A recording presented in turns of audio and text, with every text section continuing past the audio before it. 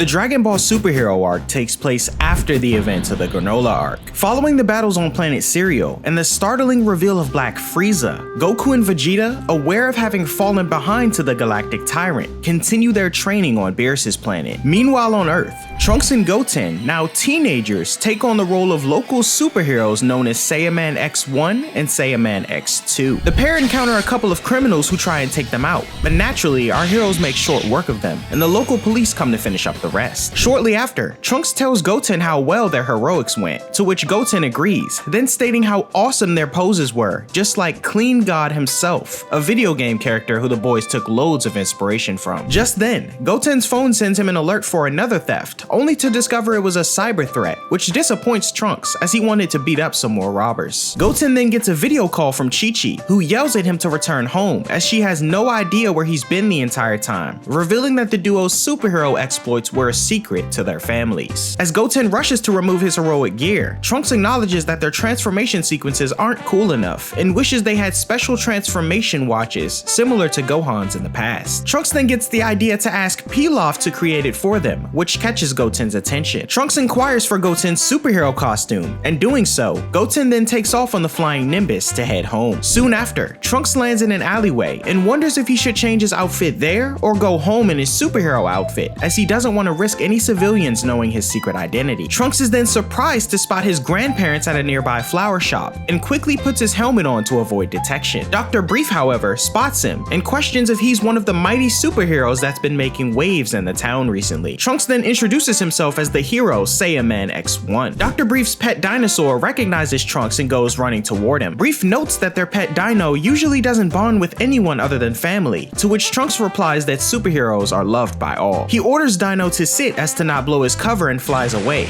Brief then noting that the number of youngsters learning to fly has increased quite dramatically. Brief's wife then walks toward him after buying flowers. Brief tells her that the superhero's voice sounded very familiar to him, but changing the subject, his wife tells him to help choose which flowers are nicer, as she plans to gift them to Pan for starting kindergarten recently. Dr. Brief, however, thinks to gift Pan a fancy airplane instead, since the last time he saw her, she was upset that she couldn't fly like Piccolo and the others. Suddenly, Dino notices something in the distance and starts growling, revealing it to be Capsule Corps helper bots running away from something. Dr. Brief wonders what's gotten into them, to which his wife inquires the same. He's then surprised, grabbing the attention of his wife, who sees a zombie and screams in fear. The next day at Capsule Corps, Trunks visits Pilaf and questions him about the wristwatches. Pilaf tells Trunks that his is ready now, and Goten's will be done the next day. In return of keeping his heroism a secret, Pilaf tells Trunks not to tell Bulma that he's been stealing the Dragon Balls. Trunks agrees and reminds him about his part of the deal, to which Pilaf says that he hasn't even told Shu or Mai about their heroic activities. Suddenly, Bulma interrupts from behind and inquires why they're being so secretive. Trunks manages to avoid the question, and Bulma tells him to get to school as he's running behind. Before he leaves though, Trunks sees Mai lifting a heavy box and stops to help her, as he still has a crush on her. Shu tells Trunks to help him lift the boxes too, but Trunks ignores him and tells Mai that he needs to talk to her when he gets home, and leaves blushing, which Bulma notices. Bulma then confronts Pilaf, telling him that the security cameras caught him stealing the Dragon Balls from her room. She demands him to return them immediately, to which Pilaf agrees. Later, Trunks arrives at Blue Hall High School and sneaks into his classroom from the window. However, his teacher spots him and gives him a tardy slip for being late. As the class session continues, Trunks' friend Compass questions why he's been late, to which Trunks replies that he's been busy with some after-school work. Compass assumes it's related to Capsule Corps since Trunks is destined to become the next president of the corporation, but Trunks lets him know that he doesn't want to run a company and needs more excitement in his life. Sometime after class, Trunks' friends Scale and Rula take him up on his comment, inviting him to Mount Butterfly with them as a dare since the school hockey players reported sightings of ghosts there. Trunks backs out saying it's too silly for him, but in reality, he's afraid of ghosts and ghouls. After school, Trunks invites Goten to come over and play the Clean God video game. Trunks states that playing games are great and all, but he'd much rather be kicking butt in real life with criminals, to which Goten responds that he's excited to get his transformation watch. Trunks tells him that he gave his own watch a test run already, but rather than fight crime, he flew to the movie theater to buy 2 tickets to the Clean God movie. Goten thinks that one of the tickets are for him, but Trunks tells him that he wants to go with Mai instead, surprising his friend. Trunks makes his way to the Capsule Corps lab and questions if Mai can go to the movies with him on Saturday, but she rejects it, as everyone in the lab is busy fixing the helper robots. Trunks questions why so many robots suddenly need fixing, to which Shu tells tells him that word around town is the robots became disobedient and ran away from their owners' houses. Pilaf believes that this is no malfunction though, as it must have been caused by someone tampering with the robots. Trunks then inquires if Mai will get the Saturday off if he resolves the issue himself, to which Pilaf confirms, prompting Trunks to rush back to Goten, and the two prepare for a new mission. Night falls, and as the boys traverse the city streets, they don't see anything suspicious in the area. Goten mentions that there have been reports of ghost sightings though, to which Trunks shivers in fear, prompting Goten to question if he's scared of ghosts. Trunks states that as the son of a scientist, he doesn't believe that ghosts are real, to which Goten reminds him that both Goku and Vegeta both died before and came back as ghosts to the real world. Trunks says that's not the same thing, and suddenly bumps into a stranger. He looks up and notices that he has a face of a zombie and squeals, running past Goten and hitting his watch on a nearby light pole. Goten notices the zombie-faced man using the click of a button on a remote of his, which causes a nearby helper robot to malfunction and take off on its own. Trunks then says that the man was probably wearing a mask to scare people, and suddenly a car passes by the boys with bright lights, blinding them. They suspect the culprit is inside the car and decide to follow it, leading them to the mansion rumored on Mount Butterfly, where ghosts are supposedly sighted the most. Trunks is scared and wants to come back at daylight, but Goten wants to continue, reminding Trunks that solving this case would allow Mai to go on a movie date with him, motivating Trunks to overcome his fear and get ready for action. Trunks and Goten sneak up and look through a window of the mansion, and to their surprise, find out that the Capsule Core helper bots were reprogrammed to work in the factory they're now witnessing, making sushi as it was apparently popular in the West Capital recently. Suddenly, another zombie-like stranger notices intruders and stomps toward Goten and Trunks, but he actually spotted Trunks' friends instead, as they decided to go through with their dare and visit the location themselves. The stranger chokes Compass, threatening to beat him, and Trunks tells Goten to wait outside as he transforms into Saiyaman X-1 and goes inside to save everyone. Trunks arrives in the nick of time to save Compass as he knocks him out of the zombie's hand. Much to everyone's surprise, another zombie dressed in football gear questions who the hero is, to which Trunks' friend Scale interrupts his introduction, exclaiming he's a major fan. The rest of the zombies then gang up on Trunks as they don't want any witnesses to their location, but he easily sends them flying with a barrage of quick attacks. Trunks hits the leader of the bunch with an upcycle punch, but it has no effect. The zombie then stating that he was built different than the others, and that he could withstand the impact of punches like those all day long. Undeterred, Trunks then gears up to try out another one of his finishing moves, but his watch malfunctions, revealing his identity to all his friends. Goten,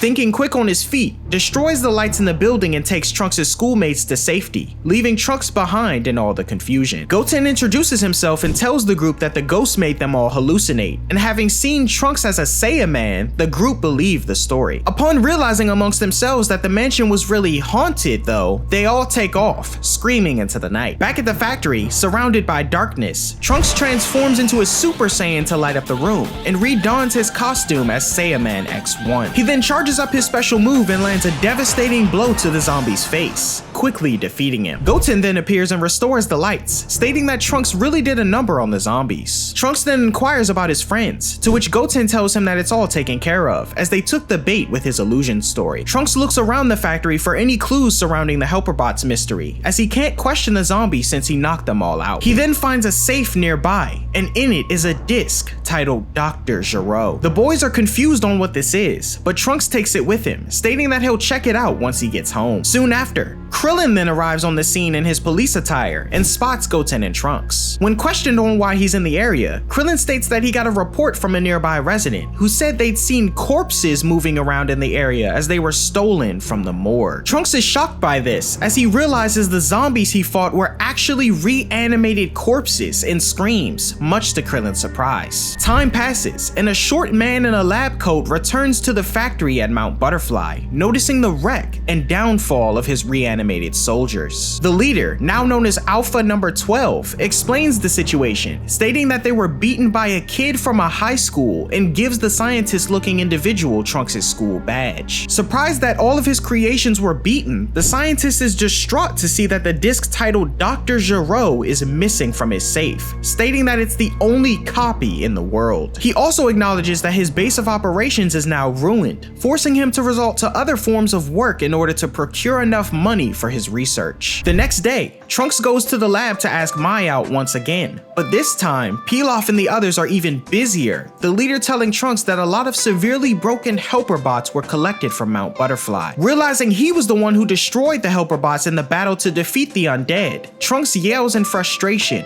confusing Mai. A few days later, Trunks attempts to access the mysterious disk on his computer, but can't get through the security system. He then decides to use his mom's computer as it might be more effective, and manages to access it, now able to view the data for Cell, although he's not entirely sure what it is. Soon after, the computer beeps and unleashes a virus loaded on the disk by the scientists to protect the data. Trunks attempts to remove the disk and try to save the laptop, but fails as Bulma storms in his room, scolding her son for breaking yet another one of her personal belongings. Trunks' little sister Bola, however, approaches the laptop and manages to fix it instantaneously, shocking Trunks. Bulma then tells Trunks that she's got a special job for him, and we see Mai in a uniform, now enrolled in school. To avoid suspicion given her childish appearance, the two head off and arrive at school, where Mai is introduced to the class, some students in agreement that she seemed very mature and beautiful. She sits next to Trunks, where a few students question her about her living situation at Capsule Corps, to which she responds she lives there as an employee while attending school. Trunks' friend Scale then questions whether Mai has a boyfriend or not, to which Trunks cuts in, abruptly telling him that she doesn't. Just then, another student is introduced to the class, announcing his name is Beta, and Trunks' friend Rula cuts in to help him to get up to speed in class, as she finds him attractive. As the two begin talking, Mai takes an unusual interest in Beta, which Trunks notices. Time passes and gym class starts, and Trunks demonstrates his extraordinary abilities on the basketball court to impress Mai. However, Beta comes from behind, takes the ball from Trunks, and heads toward the basket. Irritated by the sudden turn of events, Trunks uses his super speed to block Beta from scoring, much to the surprise of his classmates. However, Beta manages to get by Trunks and score, upsetting the Half Saiyan. As Mai sits in observation, a close-up shot at Beta's eye reveals that he's been transmitting the video of his encounters to none other than his creator, the scientist whose new hideout is near a port. Witnessing Trunks' super speed, he questions his alpha soldiers on if Trunks is the one who beat them and stole the disc. However, all they can remember was a blonde kid on account of their rotting brains, and the scientist, now known as Dr. Hedo, states that he regrets not installing surveillance cameras at the Mount Butterfly factory. Hedo says that their only clue for now is that the culprit has superpowers capable of taking down androids, and commands his creation, Beta number 1, to hunt him down, to which the android confirms. As we cut back to class, Mai glares at Beta intently, but Trunks cuts in, telling her that the boy's victory over him in basketball was just a fluke,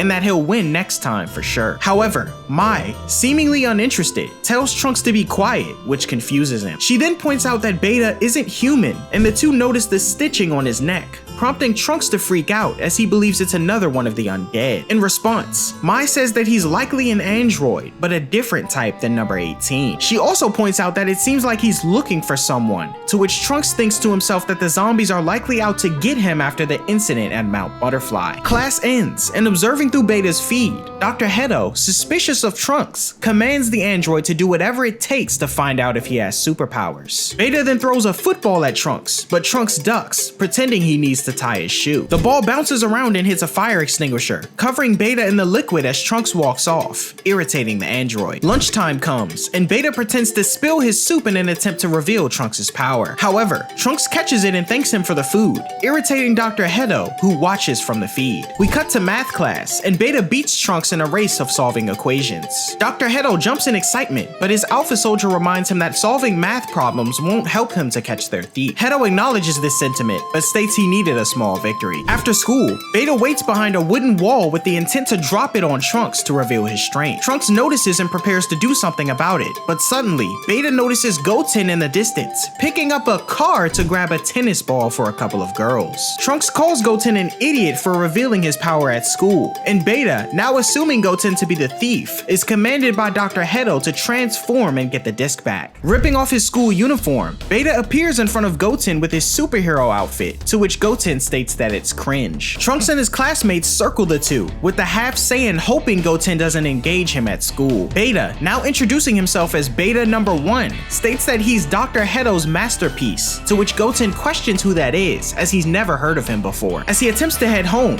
Beta rushes in to attack, and Goten dodges. Beta throws a few more punches and kicks at the half Saiyan, but Goten manages to evade them all, as Trunks' friend wonders if a show of sorts is going on. Beta commands that Goten return the disc that he stole, which confuses him, and Beta continues his assault. Trunks acknowledges that this android is far stronger than the zombies he's fought before, and tells Mai to hold his bag for him while he runs to the restroom. Beta chases Goten around school and prepares to land another blow to the half Saiyan, but just as Goten decides to stop running and fight back, the punch from Beta is blocked, revealing our hero once again, Saiyaman X-1. Through Beta's feed, Hedo's Alpha Soldier recognizes the hero, exclaiming that X-1 is the one who beat them all up, and Dr. Hedo tells Beta to attack him instead. The two exchange greetings, but before they begin, X-1 gives Goten his transformation watch, as it was finished in the morning. Suddenly, Beta catches X-1 off guard and lands a blow to his stomach. Unfazed by his attack, X-1 smiles and throws Beta onto the school football field, where he lands a down cycle kick and knocks him away some more. As the students run toward the action, Mai thinks to herself that Saiyaman X-1 seems familiar. Observing from his hideout, Dr. Hedo admires the Saiyaman's strength and costume, but states they can't lose the battle, commanding Beta to use his secret weapon, which the android confirms. Beta then clicks his belt and unleashes a battle jacket known as Beta number 2 and fires a missile at X-1. Surprised as the explosion could mean the deaths of his schoolmates, X-1 redirects the missile into a lake on the outskirts of the city, as it explodes not far from Dr. Hedo's hideout. X-1 then charges in and delivers a few punches and kicks to knock down Beta 2, but he ends up tumbling near Mai in the process, and she falls over. As Beta 2 turns around, he and Dr. Hedo notice the stolen disc in Trunks' bag. Mai stands up to flee, but Beta grabs hold of her before she can escape, much to X-1's anger. Before he can act, Beta launches multiple missiles toward the school students. In an instant, he manages to destroy them, but Beta detaches from Beta 2, flying off with Mai as the missiles persist in X-1's direction. Suddenly though, a hero rushes in and thwarts Beta 2's assault, revealing himself to be Saiyaman X-2, much to the surprise of Dr. Hedo. X-1 then declares the defeat of Beta and launches a steam cleaner high pressure attack at the escapee,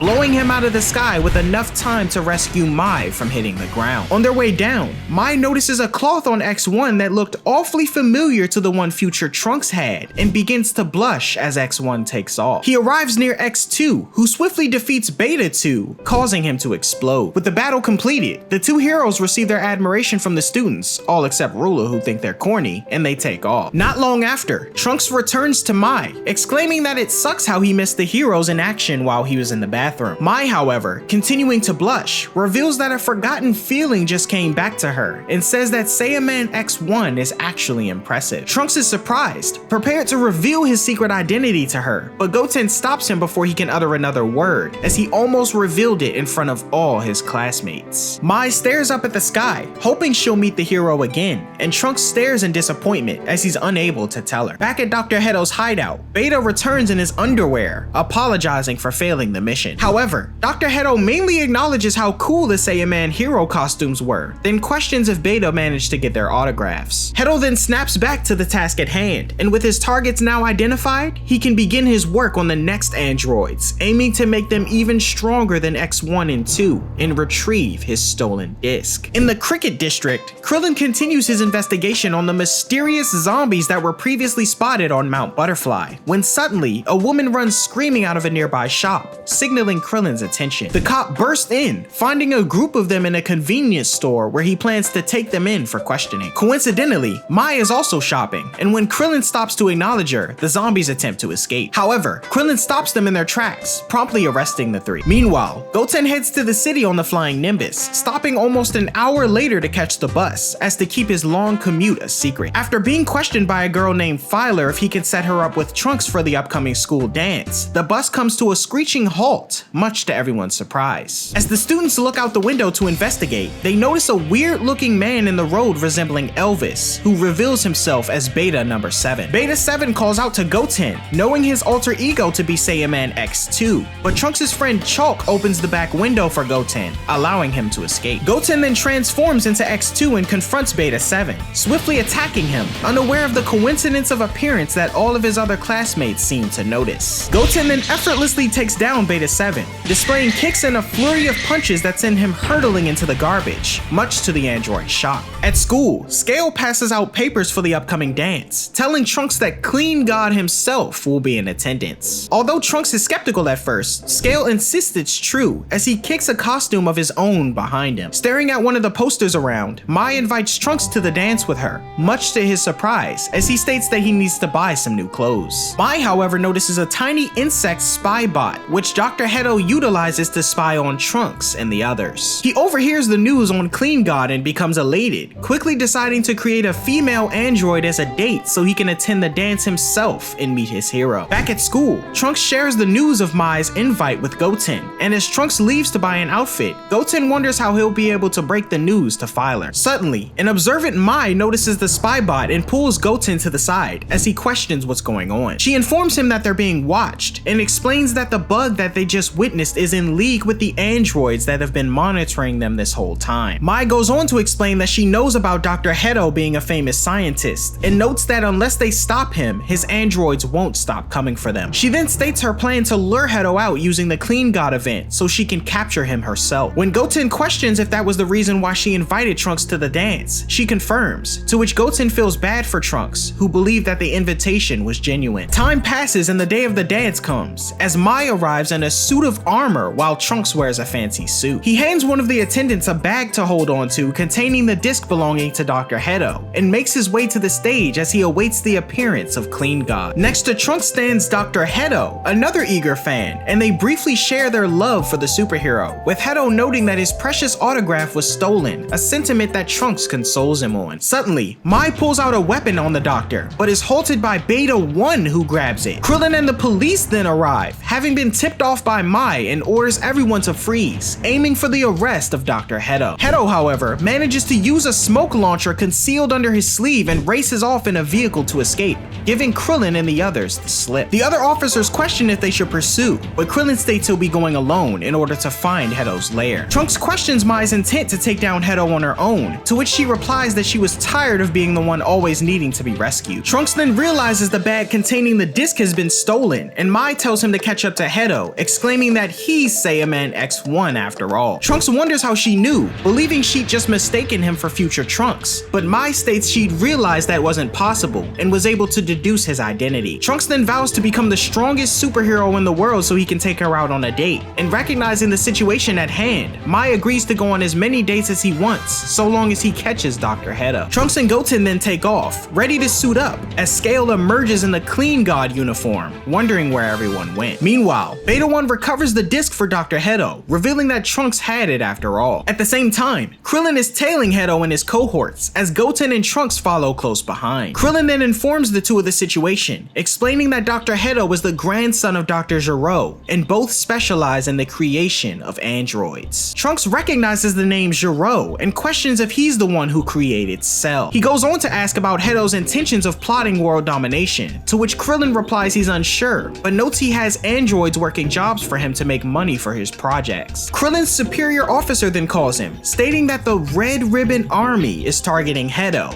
which Trunks notices. Trunks inquires about the army being dastardly villains back in the day, and Krillin confirms, noting that they've started up again recently. Krillin then reveals that the army wants Hedo to work for them, and if they find him first, it could lead to a crisis for everyone. He looks back to notice that the boys have stopped, filled with excitement about being superheroes for real. Krillin then tells the two to keep their situation under wraps, especially from Chi-Chi, who could make things more complicated. Moments later, Hedo arrives at another one of his secret labs, as one of his undead soldiers alert him of the impending arrival of Krillin and the Saiyaman. Realizing his Beta and Alpha soldiers are no match for the three, Hedo opts to unleash his last resort, though he has doubts about the being's intelligence. Trunks and the others burst down the doors of Hedo's hideout, only to be met with a dino android before them, who Hedo notes is optimized for power and stronger than any android they've faced before. Hedo then unleashes his creation, Dino Droid number 1, who rushes in and grabs Goten. The android then viciously swats Trunks away with his tail, slamming him into a nearby wall. Krillin rushes in and delivers a few punches and kicks to the monster, but is met with a mouth beam that narrowly misses him. The beast continues its rampage, squeezing Goten and crushing Trunks, as Hedo panics at the thought of his lab being destroyed. The two half Saiyans struggle to free themselves, and in a desperate move, Trunks releases an energy blast at the Dino Droid, but it's revealed to be ineffective. Krillin then notes that some mechanical piece of the android must be its weakness, and leaps to the top of the Dino Droid, readying a Destructo Disc. Krillin releases the disc and it collides with the technology on the android's neck,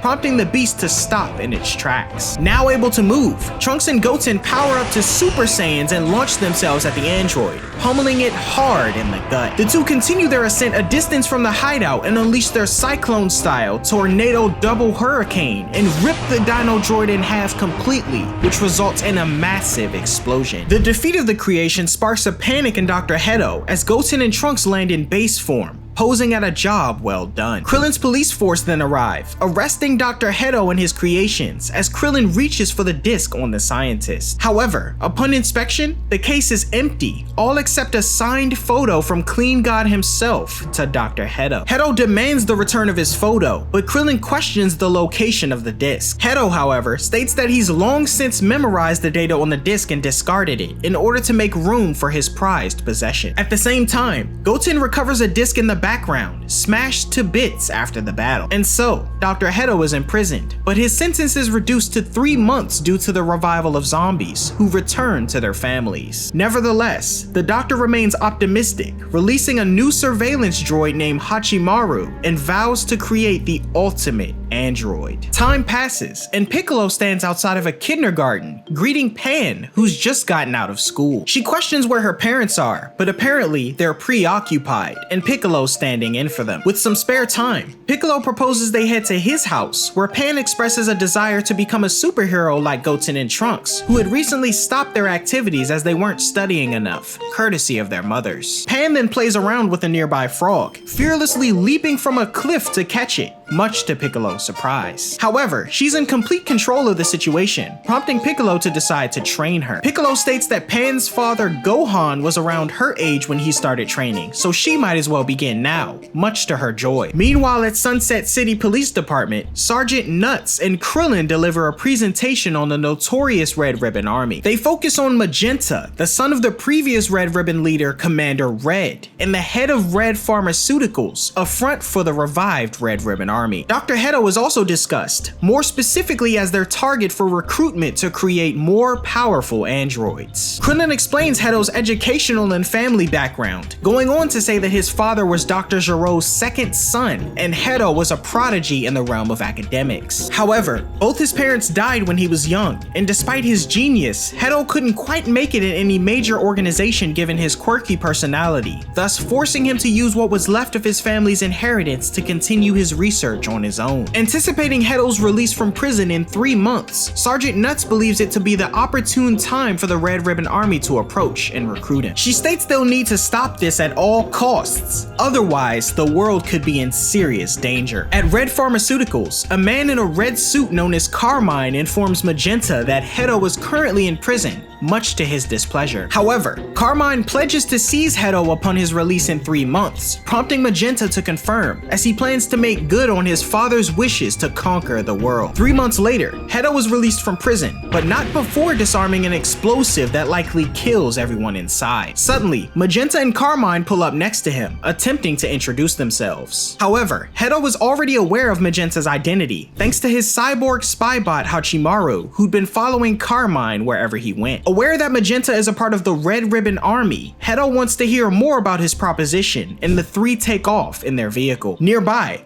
Krillin, observing the events, decides to tail the group to uncover the location of their secret base, while the remainder of the police force eagerly await his intel. Magenta offers his condolences for the dear departed Dr. Gero, but Hedo is unfazed, stating that he never knew him and thus didn't care much. Surprised, Magenta explains that Gero's death was a major blow to the Red Ribbon Army, but goes on to say that Hedo's passion for android research piqued their interest and they want him to work with them. Magenta offers research, funds, and facilities, and at the same time, Hedo spots Krillin latched onto their car and deploys Hachimaru to attack him. Continuing their conversation, Hedo states that he has no intention of conquering the world, as Hachimaru rams the back of their car in an attempt to get rid of Krillin. Unbeknownst to Magenta, Krillin is still tailing them, as Hedo notes he's actually a fan of powerful superheroes. However, Magenta informs him that the Red Ribbon Army is out to make the world a peaceful place where they're in control, as Krillin lays on top of the vehicle. Pursuing his target, Hachimaru charges toward Krillin as Dr. Hedo continues his conversation, telling Magenta that taking over the world by force isn't really his way of doing things. Aiming to sweeten the deal, Magenta offers 1 billion zenny for every android created, and Carmine brandishes a gun in an attempt to sway the scientists further. Hedo agrees to the terms, but clarifies that the weapon doesn't scare him, as he's injected himself with a compound that makes his skin resistant to bullets. He also threatens the two with Hachimaru, who's capable of incapacitating a human or biological part of an android with its toxic stinger, as Krillin faces said stinger during his battle with the mechanical being. Krillin evades Hachimaru's attack and manages to shoot it dead on, as it lands on the windshield of the car. Carmine spins out with Krillin still atop the vehicle, Hedo clarifying once more that he has no interest in conquering the world, but will join the army as the money will aid him in creating history's greatest androids. Carmine regains control of the vehicle as Hachimaru is left in the road, both he and Magenta still unaware of being tailed by the police. Hedo then questions the army's biggest problem right now, to which Magenta states that it's the people who defeated Cell. Realizing that Hercule wasn't the culprit, Hedo's informed that there's a secret group of powerful beings surrounding Capsule Corporation. Magenta says that the Red Ribbon Army believes them to be aliens, who are using the resources of Capsule Corp to plan a full-scale invasion on Earth. He goes on to say that Majin Buu and King Piccolo are also part of this group, while simultaneously, Krillin transmits confirmation to Sergeant Nuts that Dr. Hedo plans to work with the Red Ribbon Army. Having not forgotten about Krillin though, Hedo summons Hachimaru once more, who recovers from its broken state and launches itself toward the car, ferociously knocking Krillin away as he crashes on the side of the road. Hedo and Magenta solidify their agreement to create the greatest androids in the universe and continue on, as the scientist notes that he's also taking care of a police officer who is tailing him. Krillin then alerts Sergeant Nuts that he lost the vehicle, much to her displeasure. 6 months later, Pan continues her training under Piccolo, displaying considerable talent. The two finish up, and Piccolo notes that Pan may have more talent for training than Gohan. However, Pan struggles with firing ki blasts and flying, prompting Piccolo to reassure her about the gradual learning process. He tells her to try again, and the child focuses her energy to attempt to fly, but she's unable to will herself to do so, much to her disappointment. She then questions Piccolo on if her father could be stronger than Goku if he wanted to be, to which Piccolo says maybe not now, as he's been out of the game. Noting she's never seen her father fight, Piccolo states he will if he's forced to, and after exchanging goodbyes for now, Pan takes off running at super speed, launching herself through the forested area to get home. The following morning, Piccolo's training is interrupted when Videl calls, requesting him to pick up Pan from school. Piccolo wonders why Gohan can't do it, and Videl explains he's been busy with a research report he'll need to present. Piccolo reluctantly agrees, prompting Videl to offer him another plushie, which he apparently has plenty of in the corner of his room. Irritated, Piccolo flies to Gohan's house as he's working on his report. Scratching on the window, Piccolo reveals himself to Gohan, who happily greets him. However, his friend angrily questions what he's doing that's so important, prompting Gohan to demonstrate his report on ants that glow and transform when in danger, likening them to a Super Saiyan. Piccolo then yells at Gohan, demanding to know why he isn't picking up his own daughter from school. He then says that Gohan should be training more to prepare for the next threat to Earth. But when Gohan dismisses the idea, Piccolo attacks him, prompting Gohan to block and note that he hasn't gotten as rusty as Piccolo thinks. However,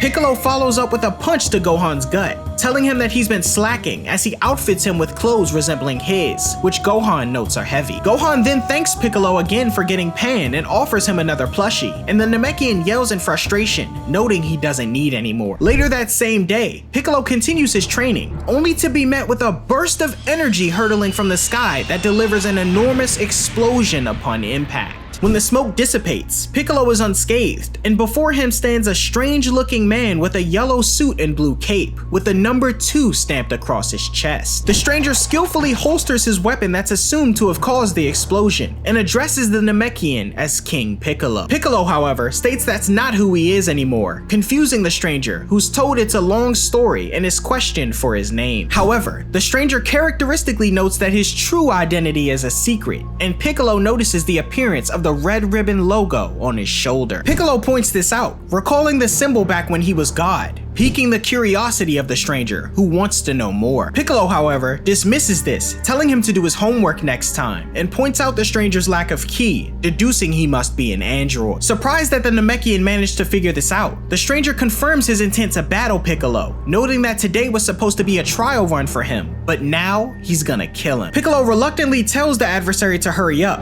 and the stranger rushes in with a punch, but narrowly misses Piccolo, who counters with his own punch to the gut. Piccolo then kicks the stranger away, but rather than colliding with a mountain nearby, he bounces off of it and lands a devastating punch to Piccolo's stomach. The stranger then backflips, slams his foot on the Namekian's head, and sends him plummeting down toward a mountain of rocks. Piccolo rises, noting his enemy isn't sustaining damage, confirming his suspicion that he must be an android after all. His thoughts are interrupted though, as the stranger lands behind him, stating this fight is a disappointment so far. Piccolo then discards his cape and turban as he charges toward the stranger, who dodges all of his attacks. Piccolo manages to land a powerful kick that sends the stranger flying, but he catches himself and lands gracefully, launching a blast from his ray gun that detonates on Piccolo's arm. The Namekian's arm falls off as the stranger continues his assault, but through the smoke of the attack, Piccolo extends his other arm and slams the stranger to a nearby rock, the rest of his body reappearing from the dust with his severed arm grown back as he lands a punch to the stranger's face. Pinning his enemy down, Piccolo appears to have gained the upper hand, but the stranger, undeterred, notes that Piccolo's arm can grow back and kicks him away, following up with a barrage of swift attacks and a knee to the chin. The stranger finishes the combo with an elbow to Piccolo's gut, stating that he's got a read on the Namekian's moves now. Piccolo attempts to strike, but the stranger evades, and Piccolo launches a barrage of ki blasts at him, but his adversary easily dodges them all. He then takes to the sky, equipping his ray gun again, and launches a devastating blast that Piccolo seems prepared for, creating a massive explosion that engulfs the surrounding area. The aftermath displays a large cloud of dust, and using his scanners, the stranger deduces that Piccolo's been killed and takes off. However, the Namekian, watching from above, notes that he can't allow this enemy to roam free. Piccolo then tails the stranger, unbeknownst to him, and they arrive at a giant lake surrounded by a mountainous region. The stranger lands in a base of sorts and greets his colleagues, who all don red ribbon attire. Following close behind, Piccolo sneaks up on one of the soldiers and robs him of his uniform, continuing his pursuit of the stranger. To his surprise, the lake was actually no lake at all, but a hologram disguising the Red Ribbon Army's base of operations. Piccolo sees the stranger flying nearby and land in a building as he follows close behind, noting that one of the soldiers referred to the stranger as Gamma. Suddenly, Piccolo is spotted by a group of Red Ribbon soldiers who refer to him as number 94, assuming he's part of the fold. One of the soldiers alert him that this isn't his post, but another, assuming 94 to be an eager member hoping to learn a thing or two, gives him permission to stand on the front lines of the inner chamber. Piccolo heads in and stands guard, noticing a group of individuals in the middle of the room, as well as the stranger he'd faced earlier. Dr. Hedo then commends the stranger now known as Gamma 2 on his efforts against Piccolo. Gamma 2 thanks Hedo for his kind words, but another stranger, identical to Gamma 2, now known as Gamma 1, tells his counterpart that he went overboard for what was supposed to be a trial run. The discovery of another android surprises Piccolo, but he holds his astonishment as to maintain his cover. Hedo, in response to Gamma 1, tells Gamma 2 that he showed good judgment. Gamma 1 then questions if Gamma 2 confirmed a corpse, but the latter claims there was no need, as Piccolo was definitely blasted to smithereens. Gamma 1, however, tells his counterpart that he lacks vigilance, as he displays a replay of the battle and shows an unknown figure emerging from the explosion. Gamma 2 dismisses this, stating that it could be anyone, but Gamma 1 says says that if it were Piccolo, he could expose their entire operation before they have a chance to destroy the rest of their enemies. Gamma 2, however, dismisses this, noting that even if Piccolo warns the rest of his friends, they'll be able to defeat them easily. Piccolo, confused, wonders about the group of evildoers the Gammas are discussing, and simultaneously, Carmine displays the villains in question. Goku and Vegeta appear first, Carmine stating they aren't to be trifled with. He then switches to Majin Buu and Hercule alike, noting that Hercule's true power currently eludes them. Unimpressed, Dr. Hedo states that the Gammas are already powerful enough to overcome any threat, questioning Gamma 2 on his battle against Piccolo, to which the android notes that it was too easy. Hedo goes on to say that once the Gammas eliminate the organization within Capsule Corp, including Bulma herself, it's only a matter of time before the Red Ribbon Army can dominate the world. Magenta changes topics and questions Hedo on when his creation Cell Max will be ready, but Hedo points out it's a needless concern, as the Gammas make Cell Max non-essential for their plan. Magenta persists in his questioning though, and Hedo pulls up the feed of his creation, resembling Cell's second form from the days of the android threat, surprising Piccolo. Hedo states he needs more time as his brain functions can't be rushed, but Magenta, frustrated, states he's waited long enough. In response, Hedo says that although he didn't like the idea of utilizing Dr. Gero's research to build such a powerful creation, he isn't dragging his feet, and the process will take some time. He says that rather than complaining, Magenta should be grateful that they have the Gammas to help in the meantime, but an impatient Magenta exclaims that he wants Cell Max up and running right away. Hedo, however, remains stern in his decision-making, telling the leader that if Cell Max were to be released now, he would destroy the very world they hope to rule. He proposes letting the Gammas continue to dispose of those who threaten them, and activate Cell Max when he's fully operational. Having heard enough, Piccolo makes his way out of the room, poised to warn the others. Outside, Piccolo calls Bulma, questioning Goku and Vegeta's location. Bulma informs Piccolo that they're on Beerus Planet, and Piccolo tells her to call Whis using her device and tell them to return to Earth immediately.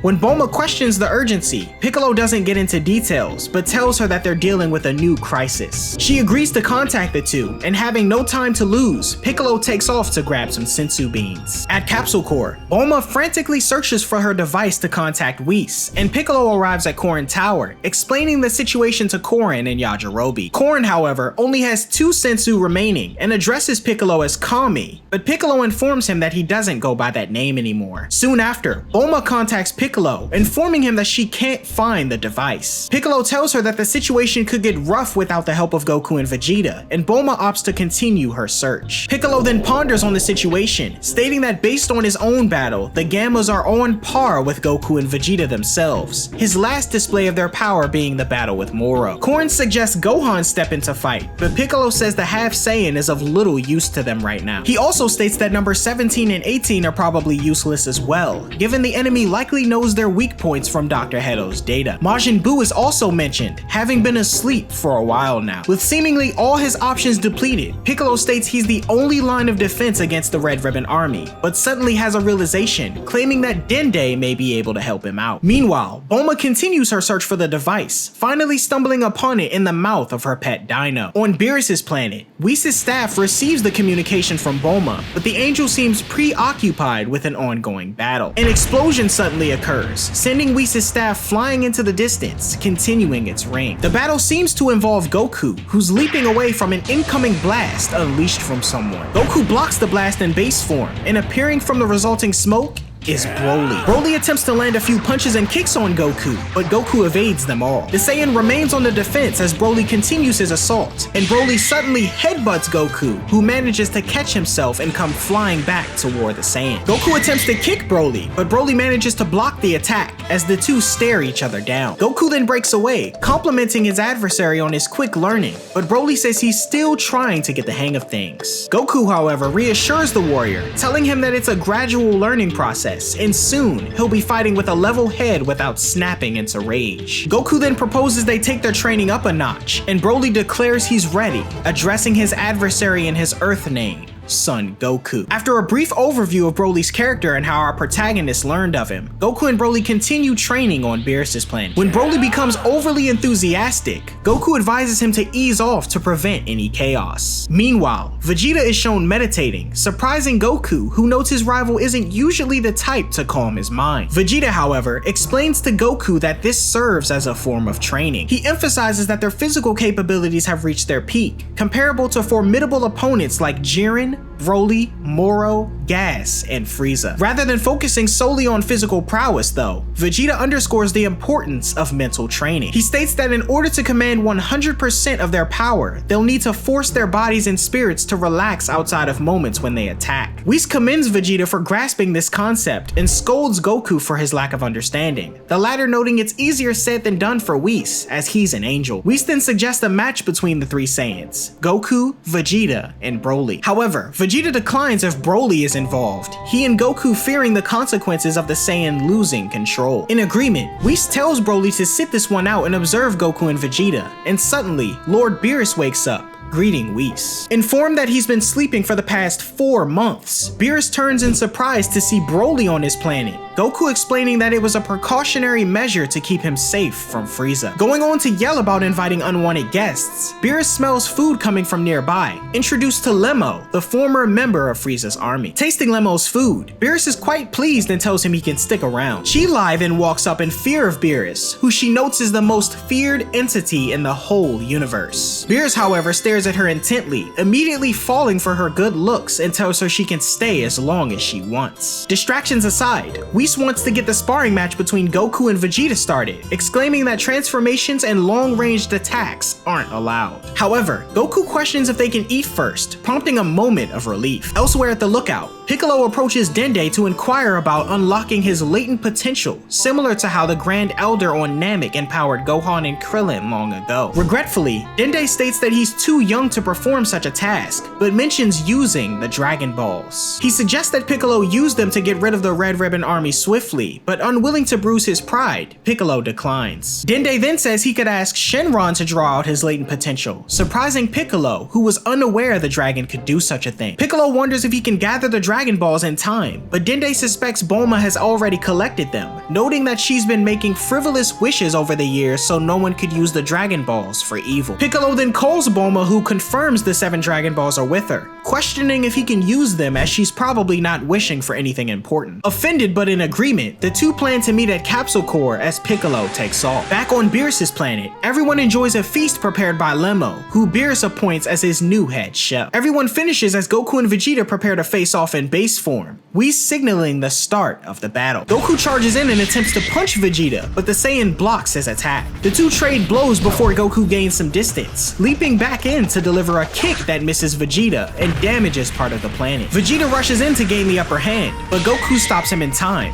rushing in to deliver a kick that Vegeta grabs. In response, Vegeta spins and throws Goku into the distance, the Saiyan using his surroundings to bounce back as the two continue exchanging blows. On the sidelines, Beerus notes that Vegeta's moves have changed ever so slightly, Whis assuming that his training must be paying off. The angel suggests eating some dessert in the meantime, and Chi-Lai offers to fetch ice cream, supported by Beerus, who offers to lend her a hand. Goku and Vegeta's battle continues, the two locking arms and creating a cyclone, with Broly watching in amazement on the sidelines. Vegeta takes the opportunity to grab Goku and fling him down to the water, the resulting splash nearly hitting everyone, though Beerus protects them with a barrier, excluding Broly. The latter, however, remains unaffected, Whis teasing that Beerus must have created the barrier to protect Chi-Lai in particular. Meanwhile at Capsule Corps, Piccolo's arrived and calls on Shenron, who emerges and greets his master. Piccolo questions if Shenron can draw out his latent potential, and thanks to the upgrade on the Dragon Balls, he confirms he can. The dragon then grants Piccolo's wish, fueling him as the Namekian notes he never knew he held such power. Shenron notes he threw in a little extra and questions what Piccolo's second wish is, but the Namekian tells Bulma she can have the other two, prompting her to wish for a minor booty lift and an extra 2mm on her eyelashes. Shenron departs until the next time they need him, and soon after, Bulma yells out in concern. Piccolo questions what's wrong wrong, and when Bulma tells him they could have used one of the wishes to bring Goku and Vegeta back to Earth, Piccolo scolds her for wishing for a butt lift. Having no option but to figure out the situation, Piccolo opts to do some recon and takes off, Trunks listening in on the conversation. He then calls Goten and tells him something big must be happening, convincing his grounded friend to lie to his mother about where he's going so they can get some superhero action in. Meanwhile, back at Red Ribbon HQ, Magenta and Carmine ponder about taking out Goku and Vegeta, though their spies haven't managed to locate them. Carmine suggests targeting Gohan next, noting that these days he poses as a biologist, but Red Ribbon data shows that he defeated Cell over 7 years ago. However, Magenta says that they shouldn't cause a ruckus in the city streets until Cell Max is up and running. He then concocts a plan to lure Gohan to their turf by targeting his daughter, surprising Piccolo. Dr. Hedo finds the plan to be reprehensible, but undeterred, Magenta orders one of the Red Ribbon soldiers to pick 2 of his men for the job. Piccolo, disguised in his Red Ribbon attire, volunteers for the mission, claiming familiarity with Pan as Hercule's granddaughter. He partners with another soldier, number 15, and realizes that staging Pan's kidnapping might be the catalyst to reawaken Gohan's fighting spirit. Piccolo and Soldier 15 arrive at Pan's kindergarten, the latter looking sad as Gohan was still too busy to pick her up, and Videl was running late. Number 15 questions if this little girl is the one they're looking for, and when Piccolo confirms, he moves in for the kidnapping. Number 15 approaches Pan, greeting her as an uncle, but Pan rushes in and punches the man with intense force, knocking him out as she explains to her teacher that he's a stranger. Piccolo flies in as Pan goes on the offensive, but she quickly realizes that her friend is underneath the armor, much to Piccolo's pleasure. Pan's teacher questions Piccolo on who the unconscious man is, but when the Namekian informs her that this is a simple training exercise, she goes along with it. Walking back toward the Red Ribbon spacecraft, Piccolo and Pan board with Soldier 15, Pan questioning what's going on, and Piccolo opting to explain once they're in the air. He tells her to put on a pair of handcuffs first though, and the two abruptly take off as they smash through a Clean God billboard. Informing Pan of the situation with the Red Ribbon Army, Piccolo tells her that she'll need to pretend to be scared. Pan voices uncertainty regarding her father's arrival, but Piccolo assures her that he'll show up. Otherwise, he'll beat him within an inch of his life. Soldier 15 then wakes up, immediately noticing Pan handcuffed as she pretends to be afraid. He notes that he doesn't want anyone knowing that he got beaten up by a kid, and Piccolo agrees to keep it a secret. Approaching Red Ribbon HQ, Soldier 15 throws Pan into a nearby chair, recording her as she keeps up her act. Carmine orders 15 to show Gohan and lure him to HQ, along with Piccolo, who's ordered to tag along as well. Arriving at Gohan's house, the two appear outside his window,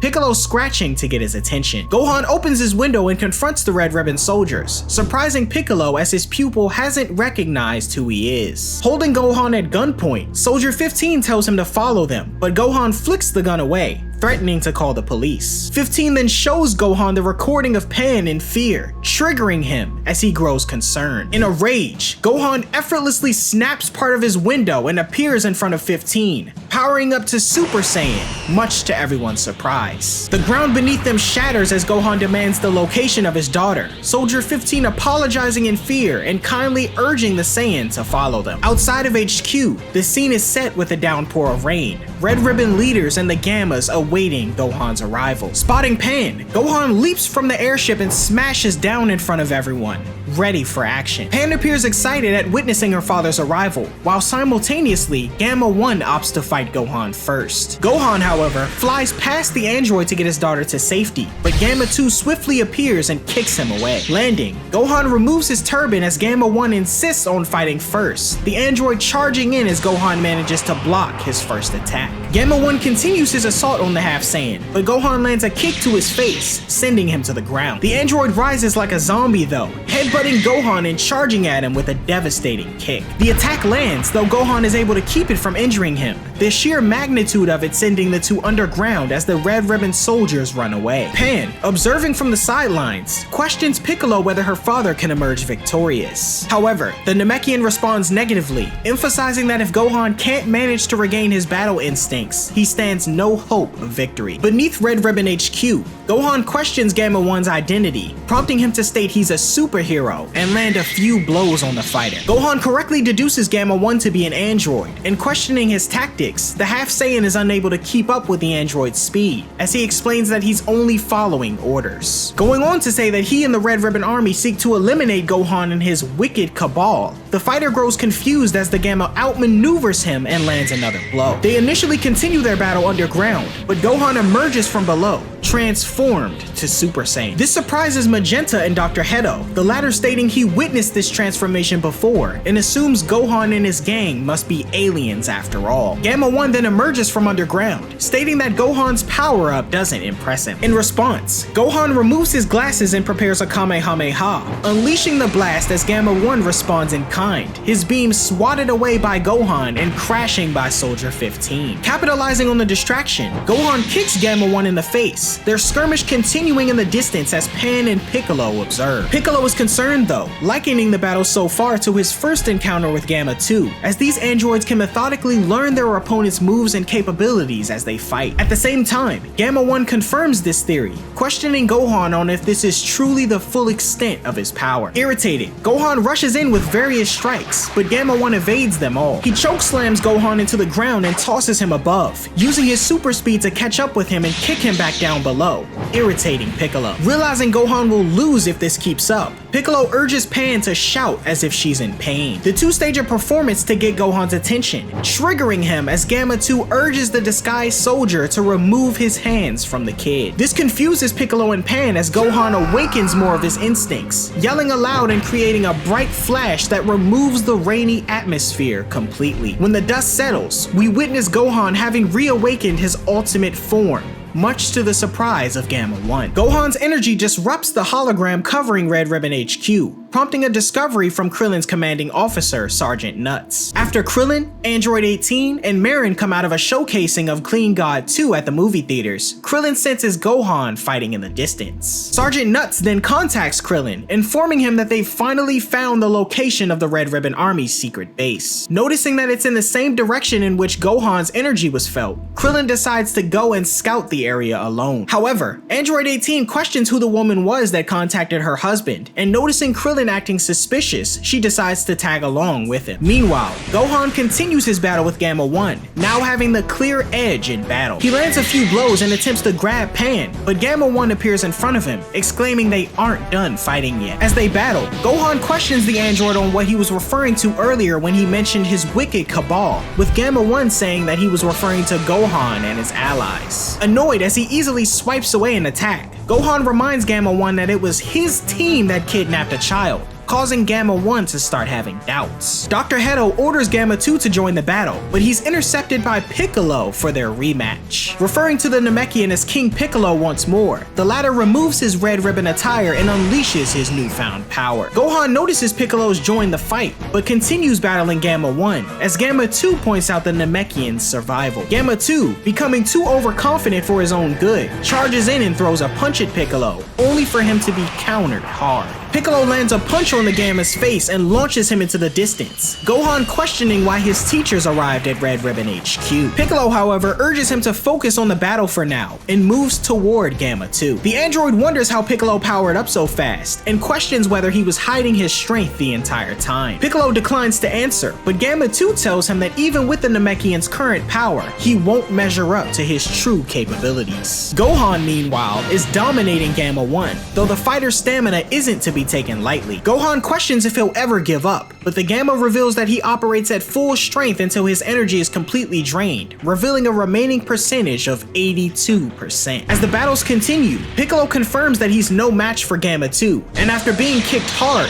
Gohan rushes to his aid. During a lull in the battle, Piccolo suggests that with their opponents being androids, he and Gohan should finish the fight in one go rather than dragging things out. Going in with enhanced power, the two rush in and land hard blows against the androids that hurl them to opposite sides of the Red Ribbon base. Though Gohan continues to outmatch Gamma 1, Piccolo is unable to keep Gamma 2 down as he manages to get away from him long enough to try and attack Gohan. Gohan manages to dodge the incoming blast from the android before Gamma 2 narrowly dodges Piccolo's next attack and joins Gamma 1 at his side. Strategizing, Gamma 2 suggests they take down one enemy at a time, but a hesitant Gamma 1 questions if their enemies are really a part of the wicked cabal as they've been told. Gamma 2 tells him they have to be, as Dr. Hedo told them as such, and the two quickly rush in and attack Piccolo in unison. As Piccolo is dragged deeper underground, Gohan is able to grab hold of Gamma 1 as the Namekian and Gamma 2 continue their battle. Piccolo begins to power up his special beam cannon as he tells the android that he doesn't seem so bad, but just appears to be following idiotic orders. He unleashes his attack, though Gamma 2 is able to protect himself with an energy barrier, meanwhile telling his opponent that Dr. Hedo's orders could never be wrong. Piccolo, however, counters by telling him that though the orders may be coming from him, the intel he's being given by Magenta is bad. Gamma 2 now also starts having doubts, which only serves to frustrate him. He unleashes a deadly physical assault on Piccolo, who, momentarily defeated, falls into a crevice in the base. Piccolo remembers Shenron's words about throwing in a bit extra, and a sigil alights on his back, creating a tremendous surge of power. As the Namekian rises from the crevice, his skin turns orange, his antennas stand on end, and he grows much bulkier. Meanwhile, at Capsule Corps, Trunks expresses shock at Bulma's revelation that Piccolo's fighting androids, as well as letting slip that he knows about Hedo and his creation of said androids. Bulma demands to know from her son how he knew about this, causing him to admit that he and Goten had encountered Hedo's creations before, and speculates the ones that Piccolo is fighting against are a different model, to Bulma's confusion. He then explains that Piccolo might be in trouble, as the ones he and Goten encountered were already strong. Bulma then demands to know why Trunks kept this knowledge a secret from her, but he explains that she forbade him from taking on any more hero activity, and it's not like she would have listened anyway. Taking responsibility for once, Bulma notes they could have prevented this as Goten shows up, attempting to convince her that he's arrived to study with Trunks. However, Bulma takes the two off punishment, instructing them to go and help Piccolo with the androids. Goten, aware of what's going on, is informed by Trunks of the dire situation with the Red Ribbon Army. Opting to join the two, Bulma inquires of Piccolo's location, but the boys have trouble sensing his energy as they've been out of practice for a while. Cutting back to the battle, having witnessed his new power, Piccolo emerges from below as everyone else, friend and foe alike,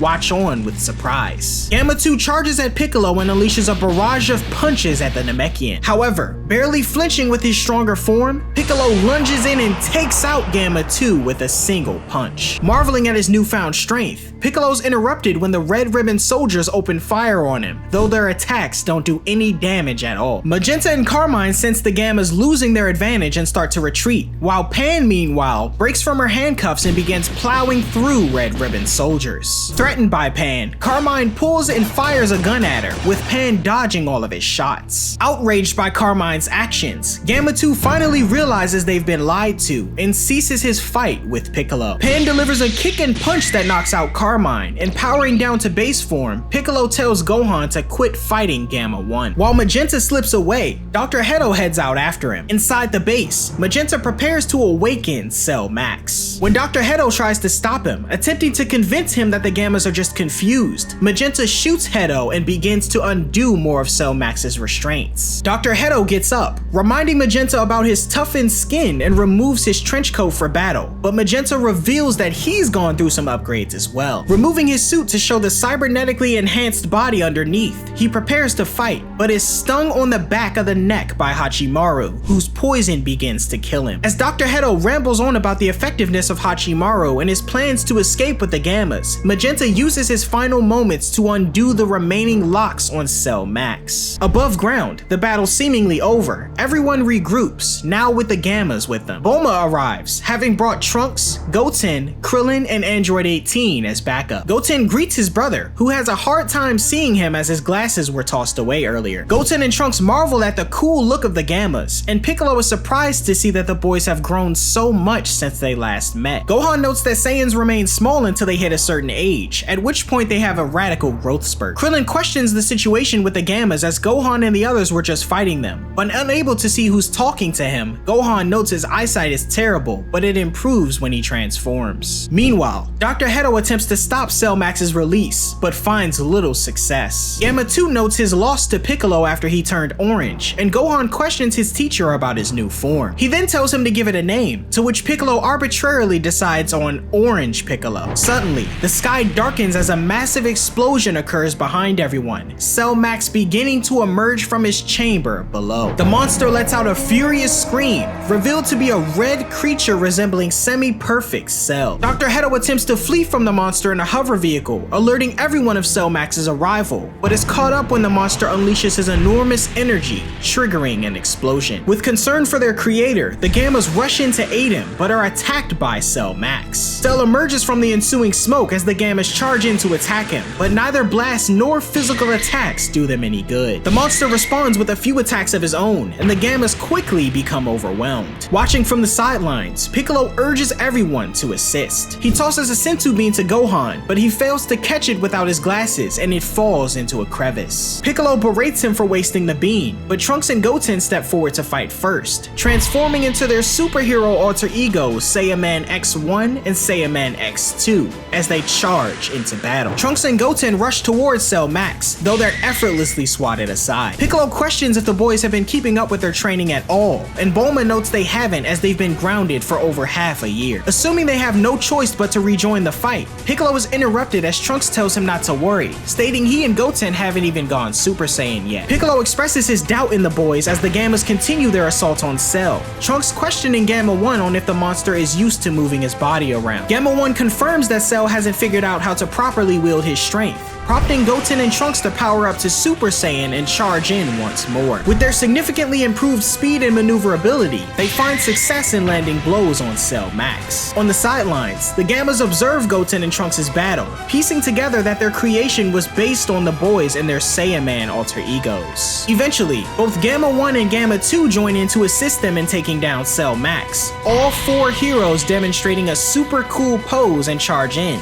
performing a cyclone-style tornado super hurricane attack, pile driving straight into Cell Max's stomach. The attack sends the monster hurtling toward the edge of Red Ribbon HQ, much to everyone's surprise. Astonished that the boys actually managed to buy them some time, Piccolo questions if Gohan is ready to fight, the half Saiyan noting he has enough strength to go Super Saiyan. Cell Max soon gets back on his feet, seemingly undamaged, and unleashes more of his power. In the blink of an eye, he rushes toward Trunks and the others, quickly taking down his opponents. As the others watch from the sidelines, Gohan notes that as Cell Max's power continues to grow, he also appears to be getting used to fighting. As a last resort, Goten and Trunks decide to utilize fusion, but having not performed the technique in years, they're unsuccessful and produce the fat version of the form instead. They attempt to go Super Saiyan, but it's to no avail, the fused warrior then deciding to attack Cell Max, but he's quickly taken down. With no other choice, Gohan and Piccolo decide to join the battle, powering up and rushing in with Android 18 following suit. Piccolo lands a powerful kick to Cell Max's neck, followed by Android 18's Ki Blast assault and Gohan's powerful Kamehameha. Cell, however, deflects the attack, landing down below and slamming into the earth, pushing everyone back. When the Gammas rejoin the group, Gamma 1 tells everyone to aim for the top of Cell's head due to it being his weak point. He goes on to explain that Dr. Hedo had it installed in case the android were to go on a rampage, though Gamma 2 warns that once the weak point has been penetrated, it'll cause a devastating explosion, killing Cell and whoever lands the finishing blow. Everyone attempts to attack Cell Max, but have difficulty due to his constant movement. Gamma 1 then concocts a plan to distract the monster, while Gamma 2 blasts him with max power. Gamma 1 distracts Cell,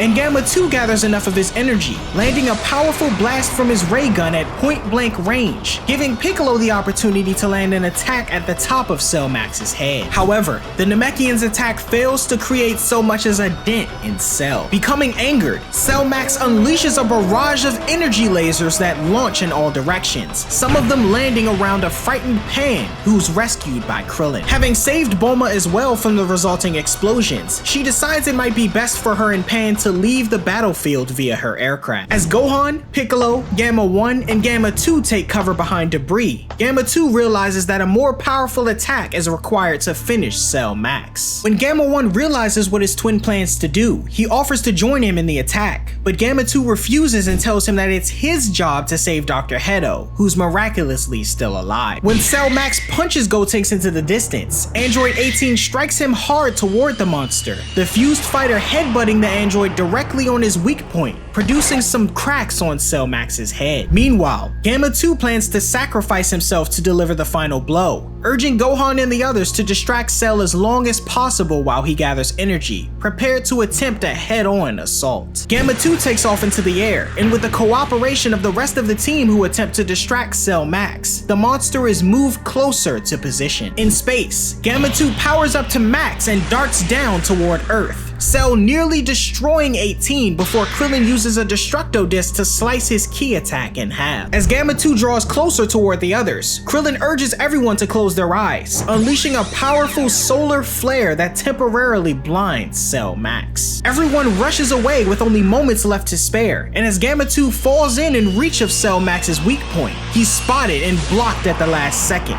only managing to take off Cell Max's arm. Enraged, Cell Max tries to stomp Gamma 2's lifeless body, but Piccolo intervenes, returning to his orange Piccolo form to halt and hold up Cell Max's foot. Struggling with the weight, the Namekian is aided by Gohan and Krillin, who blast Cell in the face, though they're attacked by the monster's mouth blasts. Gamma 1 swiftly moves in to retrieve Gamma 2 and lead him to safety, as Krillin urges Piccolo to employ his gigantification technique, reminiscent of the 23rd Tenkaichi Budokai. Piccolo then grows to an equivalent size of his opponent, throwing Cell Max backwards and using a mouth blast of his own to knock him into the ruins of Red Ribbon HQ. Witnessing Piccolo's giant size, Gohan believes that victory is now a sure thing, but Piccolo tells him that growing in size doesn't actually increase his strength. He hands Gohan the last sensu and reveals that he's thought of a strategy, telling his pupil that he could be the strongest in the world if he were to only put his mind to it. He decides to bet everything on Gohan's power and tells him to show everyone what he's really made of and save the world. However, before Gohan can take the bean, Cell Max blasts Piccolo's arm and the bean is sent flying. Gohan and Piccolo are attacked before they can process what's happening, followed by Krillin and 18 as they were caught in Cell's view. Gohan rises from the debris and chases after the bean, but he's grabbed by Cell and slammed into the ground, knocked back to base form. An injured Gohan sees the bean as it's about to fall into a cavern below and gets up to go after it, but Pan suddenly appears and leaps off the edge after it first. Gohan fears the worst for his daughter, but at that moment, Pan hovers above, having finally learned how to fly. Announcing she caught the sensu, Pan throws it to her father, who eats it, replenishing his health as he transforms back to his ultimate state. Urging his daughter to get to safety, Gohan is met with good luck as he rushes off to rejoin the battle. Gamma 1, Krillin, and 18 observe Piccolo's bout with Cell Max, the Namekian landing some good shots on the monster, but is still hopelessly outmatched. Piccolo manages to throw a blast into Cell's face that deals minor damage, but amidst the smoke,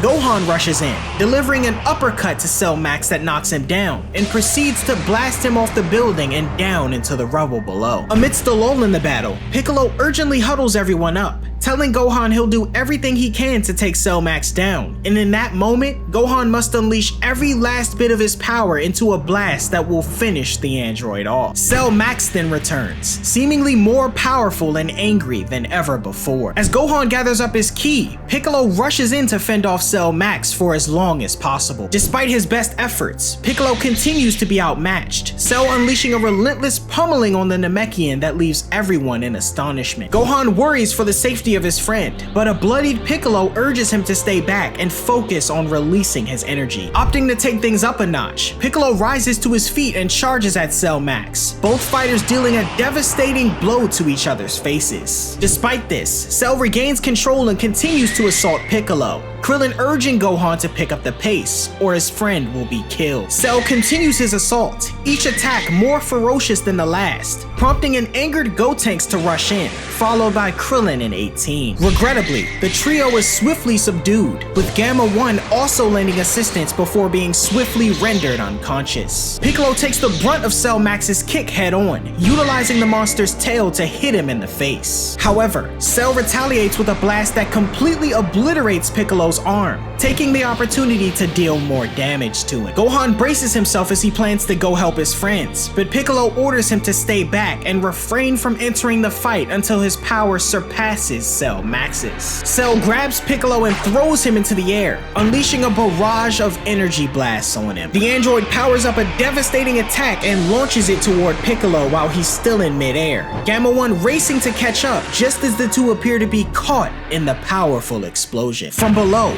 Gohan witnesses the blast, presumed to be the last man standing, as Cell lets out a mighty roar. Suddenly, something snaps within Gohan, and similar to many years ago, the warrior's power explodes into a raging inferno that covers the majority of Red Ribbon HQ. When the smoke clears, Krillin and 18 regain consciousness to witness the awakening, their ally now in a new state with red eyes and long spiky hair. Cell Max rushes in and strikes Gohan in the stomach, failing to do so much as even budge him as the attack's power explodes behind them. In return, a darker sounding Gohan questions if this is all his enemy can do, responding with a powerful kick on Cell Max's abdomen that sends him hurtling back into the mountainside in the distance. Just then, Piccolo lands on the ground, Gamma 1 lying on his chest, having saved the Namekian from a possibly fatal attack by using his barrier to shield him. The sight of his unconscious friend makes Gohan angry, and when Cell Max emerges again, the latter powers up a deadly final attack as he takes to the skies. This move, containing enough energy to destroy the Earth, is halted by Piccolo, who regains consciousness and uses his extendable arm to ensnare Cell Max. At the same time, Gohan, seeing Piccolo okay, readies himself and charges up a powerful special beam cannon. Panic setting in, Cell Max urgently tries to use his wings to fly away, causing Piccolo some trouble in holding him down. However,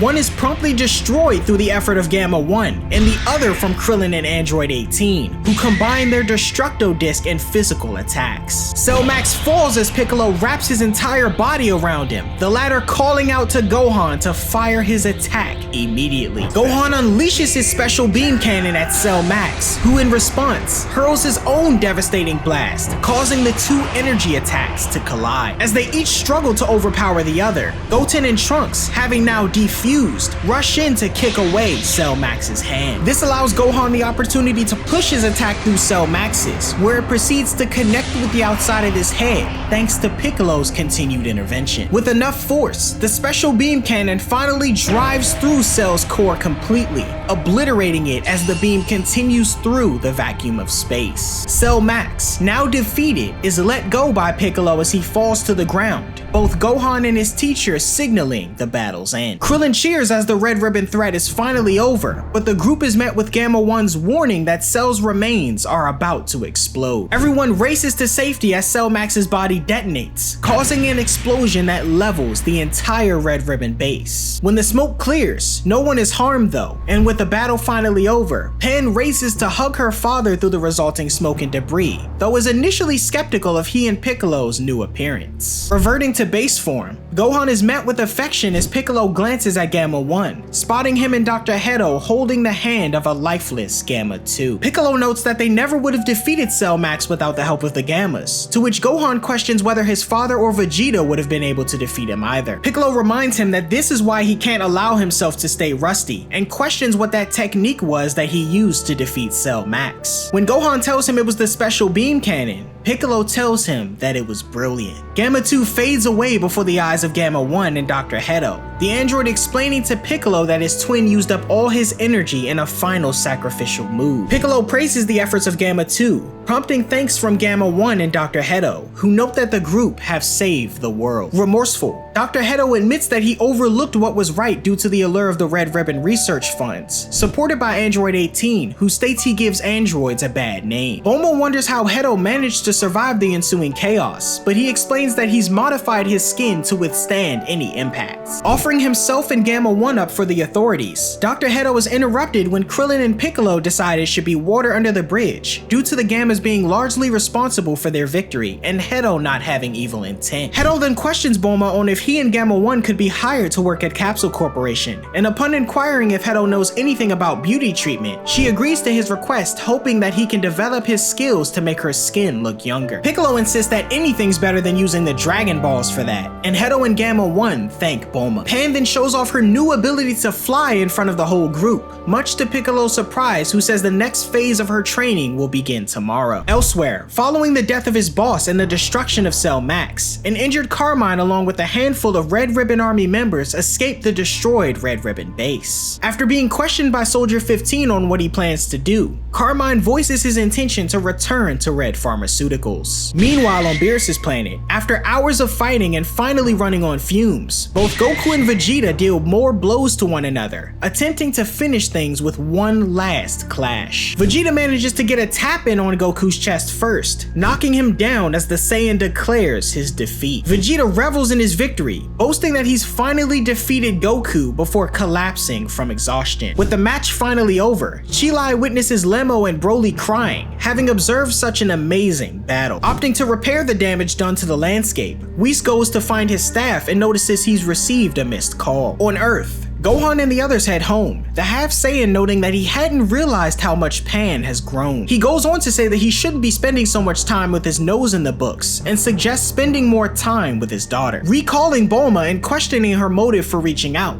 Whis inquires if she had something to share about food. She replies with a simple sure before bidding farewell abruptly, leaving Whis perplexed about what was going on. Heading back from Magenta's funeral days later, Carmine and Soldier 15 discuss the future of the Red Ribbon Army. Carmine determines that while they still have their funds in research, there's no point in continuing operations while Gohan and Piccolo, the two they believe responsible for destroying Cell Max and causing the downfall of the army, remain alive. Getting caught up in traffic, they find Saiyaman X-1 and Saiyaman X-2 making easy work of several bank robbers. After cleaning up the mess caused by the robbers, Carmine, having been impressed by their display of strength, approaches the would-be heroes and offers a chance to speak with them over pizza. At the local pizza parlor, Carmine tells the two that he'd like them to beat up a bad guy and offers them payment in return. The two voice their uncertainty in tackling the mission, not believing it to be very heroic, but Carmine ropes them in using reverse psychology, asserting that the Saiyamen must be afraid to battle a powerful foe. The Saiyamen take the bait and accept the mission to prove themselves, the four taking off to do away with the presumed evildoers. Meanwhile, on Beerus' planet, Vegeta and Broly are engaged in a sparring session. Vegeta leaps into the air and kicks Broly in the back of the head, prompting the Saiyan to rise and launch a barrage of ki blast at Vegeta. Vegeta remains in control as he kicks Broly to the ground and appears behind him, questioning if he's ready to snap. He gains some distance before Broly, on the offensive, punches Vegeta in the head, drawing blood. The Saiyan Prince is hardly phased though, grinning as he tells his adversary that anger isn't a bad thing, but Broly's issue is that he loses himself in it. Vegeta then powers up to Super Saiyan and pushes Broly back, advising him not to suppress his rage, but to control it instead. Vegeta charges in and puts Broly on the defensive, though the warrior is still able to hold his own in base form. Vegeta taunts Broly for his inability to wield his power without losing control, while Whis on the sidelines notes that Broly has changed since Goku and Vegeta's first encounter with him. The battle continues between Vegeta and Broly, the latter pushing a Super Saiyan Vegeta back before he vanishes out of sight. Feeling out the area, Broly discovers Vegeta's location, unleashing a barrage of ki blast to draw him out. When Vegeta opts for an onward assault, the two clash with one another, Goku on the sidelines impressed with how well Broly's holding his own. Whis comments on how Broly has begun to grow at last, while Vegeta, powering down, points out that Broly may be able to battle without losing himself now, but he's still unable to unleash his true power. Broly questions Vegeta on what he should do, but Vegeta demands him to find the answer himself. After a breather, Chilai comments on how Goku and the others are too relaxed, going on to bring up Frieza in his new and improved form, questioning what they'll do if he shows up unexpectedly. After a moment of silence, Goku states his astonishment at Frieza training as hard as he did to surpass them, and Beerus scoffs at the remark, noting that there will always be someone stronger than Goku. Beerus advises the Saiyan to keep pushing with his training, and states that when he's become stronger than him, he'll nominate Goku for the next god of destruction. The Destroyer then inquires with Whis about the latest world-ending threat that occurred on Earth, with the angel telling him that son Gohan and Piccolo defeated a beast known as Cell Max. Beerus had entirely forgotten about Goku having a son, likely due to the unfavorable impression he left in the past. Following that, Vegeta interjects, citing Bulma's information that Gohan might have surpassed both Goku and himself in his most recent battle. Goku expresses regret, wishing he could have witnessed it firsthand, but acknowledges being preoccupied with his fight against Vegeta at the time, a fight in which Vegeta boasts again that Goku lost. Back on Earth, Carmine takes the Saiyaman to Gohan's house, making him out to be the evildoer that needs defeating. Soldier 15 is scared to draw Gohan out, so Carmine does the honors and fires his gun into the Saiyan's house, catching his attention. After recognizing both Carmine and Soldier 15, Gohan angrily transforms back into his new form, believing that they've arrived to kidnap his daughter again. Carmine, Soldier 15, and even Goten and Trunks grow nervous, the boys donning this state for the first time as Gohan's beast form. On Beerus Planet, Goku and Vegeta sense Gohan's power-up, and the Saiyan angrily makes his way toward Carmine. Carmine urges the Saiyaman to eliminate Gohan, but when the latter sees the two, he powers down and demands them to explain what's going on. Suddenly, Goku appears on top of Carmine's car, greeting both of his children and Trunks, saying that it's been too long. Exclaiming Gohan's ki just now was incredible, Goku suggests that they head to Beerus Planet so he can show him his new form. Gohan heads back to the house to put on suitable clothing, while Goku wonders what Goten and Trunks are doing at Gohan's house. Keeping their heroism and initial plan with Carmine a secret, the two note they came to Gohan's to play, and Goku suggests they tag along with them. Still present on the scene,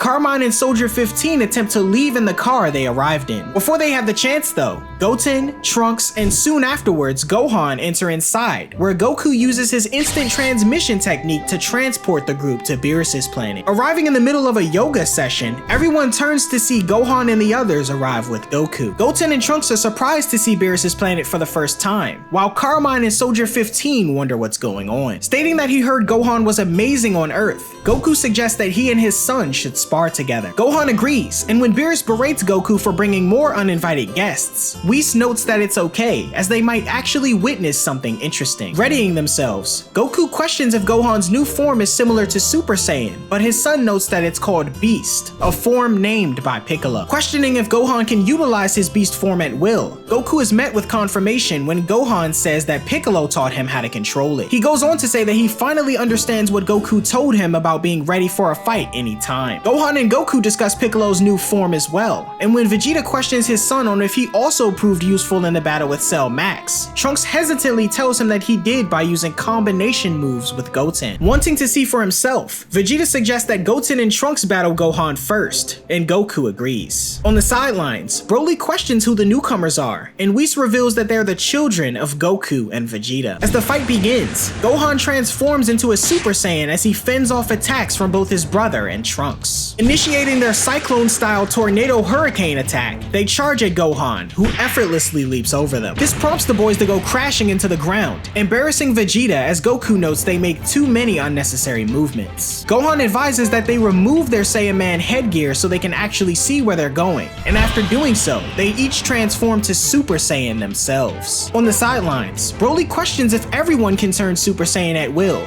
prompting confirmation from Whis. Goten and Trunks attack together, this time much more intensely, and causes Gohan to defend himself more seriously. Gohan praises the two, noticing they've been training, and Goten says that heroes have to be strong. Trunks then charges in, locking arms with Gohan, and exclaims that there are people he wants to protect. Tossing the two boys away, Gohan includes himself in that category as well, and transforms into his awakened state. Goten refers to the form as Ultimate and says it's cheating, and though Gohan doesn't find the name very catchy, Trunks suggests he and Goten fuse to try and keep up. Despite having apparently worked hard on perfecting the fusion technique after messing it up last time, the two fuse and fail once again. Nevertheless, they decide to give it a shot as Goten charges at Gohan, but he's promptly kicked away. With the winner having been decided, Goku decides to tag in next and transforms into his perfected Ultra Instinct state. Whis confirms with Beerus that this is Goku's strongest technique, and in response to his father's power-up, Gohan transforms into his beast form at last. This surprises both Goku and Vegeta, with Whis noting that this is indeed an interesting development. The two begin their skirmish with a powerful impact, the resulting collision blowing the car holding Carmine and Soldier 15 away, though Gotenks catches it before they can receive any harm. Gohan and Goku glare at each each other with pride, the two vanishing before continuing their battle. On Beerus' command,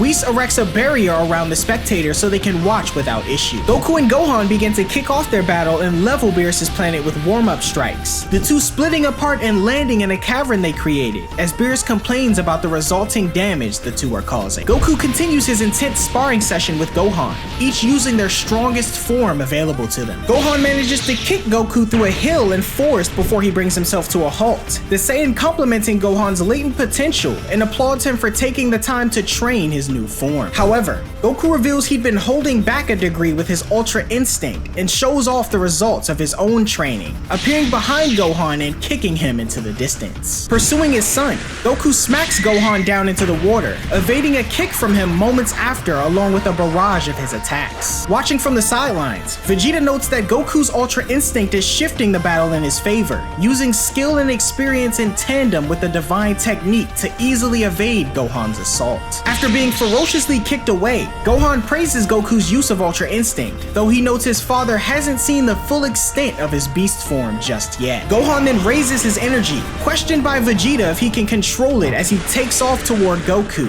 faster than anyone expected. Goku manages to evade Gohan's attack just in time, but the Half Saiyan's follow-up attacks push Goku back further. Catching the attention of Beerus and Whis, Gohan's energy continues to build, enabling him to land a powerful punch and kick on Goku that sends him hurtling into the forest on the planet. Vegeta exclaims that the evasion of Ultra Instinct couldn't keep up with Gohan's speed, and Goku emerges from the forest in base form, injured and wondering how Gohan pulled that off. Gohan then reveals his secret behind the use of Beast. Having not found a way to properly utilize the form's full power without risking losing control, he treads his energy on the edge of going berserk to maximize his power and speed. Goku's impressed by Gohan's strategy and re-enters Ultra Instinct, the two continuing their battle as everyone observes. Broly is equally impressed by Gohan's power and fighting capability, noticed by Goku fighting from above. In response, he decides to push Gohan down below, halting their sparring session and reverting to base form. He goes on to tell his son that he'll be able to rest easy knowing the Earth will be safe when he's gone, and questions if Gohan is still able to spar. Confirming he can, Goku notes there's someone else he'd like Gohan to fight, and calls for Broly to step in next. Moving to the sidelines, Vegeta questions if Goku is okay with not settling his duel, but the Saiyan notes he wasn't fighting to see if he could beat Gohan, but just to see how strong he's got. He goes on to say that Broly has earned his high expectations as well, and he and Gohan have something in common. Gohan begins in ultimate form to casually match Broly's base form, before powering up to Beast once again and launching in. Gohan lands a heavy blow that Broly blocks, punched away and overpowered before he's kicked and falls to the ground. Observing Broly and questioning what he'll do now, the latter gears up and unleashes a transformation, surprising everyone with his newly controlled Super Saiyan form. Additionally,